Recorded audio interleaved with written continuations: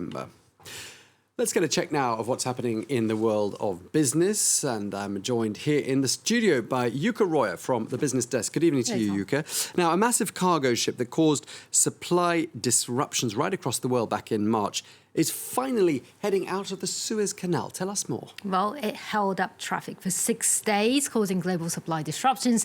Then it was held up in legal wrangling for more than 3 months. Now the Ever Given finally leaves the Suez Canal after its owner, insurers and Egyptian authorities reached a compensation deal for an undisclosed amount. Luke Schrager takes a look back on the maritime drama. Jets of water arc into the air from tugboats in the Suez Canal in celebration as the Ever Given finally continues her voyage. One of the world's largest cargo vessels, she'd been held since blocking the maritime passage in March in a dispute with Egyptian authorities over compensation. I assure you that we are bound by the terms of confidentiality between us regarding the negotiations that took place and the outcome we have reached. The Ever Given ploughed into one wall of the canal amid a sandstorm and lodged against the other, blocking the passage that sees some $9 billion in goods transit daily. Frantic efforts to free the ship ensued as traffic backed up in the hundreds, losing Egypt between $10 and $15 million in revenue each day. The Ever Given finally floated free 6 days later, though that was just the beginning. The Suez Canal Authority initially demanded nearly $1 billion in compensation before dropping the number to $550 million. Ultimately, both sides came to an undisclosed settlement 3 months on, though the SCA said it also received a new tugboat as part of the deal. As the Ever Given continues north, escorted by tugs, new plans are afoot to widen and deepen the southern part of the canal over the next 2 years, where the Ever Given ran aground.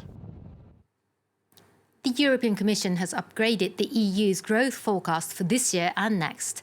For the Eurozone, GDP is now expected to expand at 4.8%, up from 4.3% forecast in May. Outlook for individual countries, including Germany, France and Italy, has also improved. The Commission warned, though, that its estimates were based on the assumption that there would be further easing of restrictions in the second half of this year, as concerns over the fast-spreading Delta variant remain high. In the first months of the year, the resurgence of the pandemic and the need to new restrictions dampened economic activity by less than suggested by the preliminary estimates. The success of containment measures and the higher pace of vaccination have helped bring down the number of new infections. This has led to a gradual reopening of the economy also in the service sectors. Let's have a look at what's happening in financial markets now. And Wall Street shares making gains on this Wednesday. As you can see, the technology shares led the rise earlier in the day. The Nasdaq has since slowed down, now trading just above the flat line, as you can see there. European markets rebounded this Wednesday. Frankfurt's DAX rose nearly 1.2% as Germany's 30-year government bond yield fell to its lowest level since March, with more investors turning to safe haven assets. Some employers in Latvia will be able to sack staff who are not fully vaccinated against COVID-19.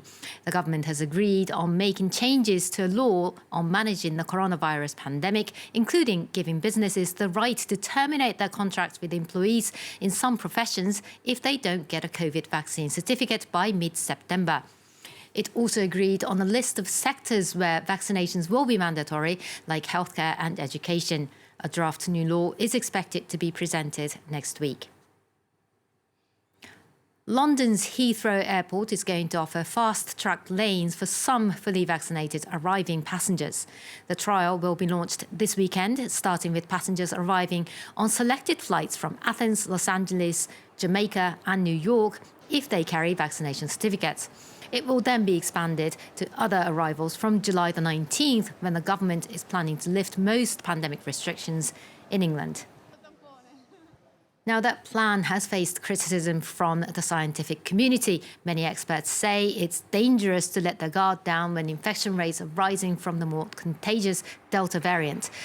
The leader of opposition Labour Party pressed Prime Minister Boris Johnson in Parliament over the plan amid projections that the number of daily infections may rise to 100,000. We all want restrictions lifted, we want our economy open, and we want to get back to normal. But we've been here too many times before. Isn't it the case that once again, instead of a careful, controlled approach, we're heading for a summer of chaos and confusion? Minister. No, Mr. Speaker, is the answer to that. These are difficult decisions. They need to be taken in a balanced way, and that's what we're doing. Certainly is a controversial plan, isn't it? 19th of July. Absolutely. Well, thank you very much indeed for bringing us up to speed, Yuka Roya from our business desk. Thank you so much. Up next, Simon Harding will be here with all the latest